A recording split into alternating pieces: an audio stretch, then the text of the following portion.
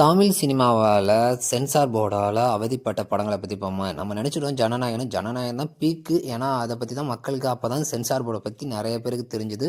ஆனால் சின்ன படங்கள் எல்லாமே ரொம்ப ரொம்ப அவதிப்பட்டுருங்க சென்சார் போர்டில். அதில் இருக்க டாப் 3 நிறைய லிஸ்ட் இருக்கு. ஆனால் டாப் 3க்குள்ளே நம்ம பார்ப்போம். ஃபர்ஸ்ட் ஒன் என்னென்னா அடங்காதே.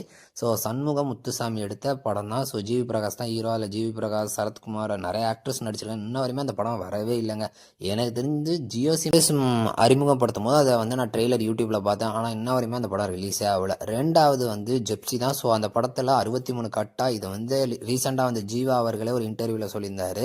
ஸோ அந்த படம்லாம் ரிலீஸ் ஆனது பெரிய சரித்திரம் தான். அந்த படம் பார்க்கும்போது நிறைய இடத்துல கட்டு இருக்குங்க, நம்மளாலே பார்க்க முடியும். ஏன்னா கிளைமேக்ஸ்லாம் சில இடம்லாம் கட் ஆகும். ஏன்னா நார்த் இந்தியன் அரசியலை காமிச்சிருப்பாரு. ஸோ நார்த் இந்தியன் இல்லை, அது ஒரு பிஜேபிக்கு எதிரான ஒரு படம் தான். மூணாவது என்ன படம்னா மனுஷி தான். ஸோ வெற்றிமாறன் ப்ரொடக்ஷனில் மனுஷி. ஸோ ஆண்ட்ரியா தான் அந்த படத்தோட லீடு. அந்த படம் இன்ன வரையுமே ரிலீஸ் ஆகாமல் இருக்க ஒரே பிரச்சனை சென்சார்னால தான். ஸோ இதனால் கோர்ட்டுக்கு போயிருக்காங்க வெற்றிமாறன். அவர் ஒரு இன்டர்வியூவில் சொல்லியிருந்தாங்க. இந்த 3 படத்துலையுமே ஒரே ஆள் தான் பிரச்சனை பண்ணுறது, எல்லாமே பிஜேபி தான்.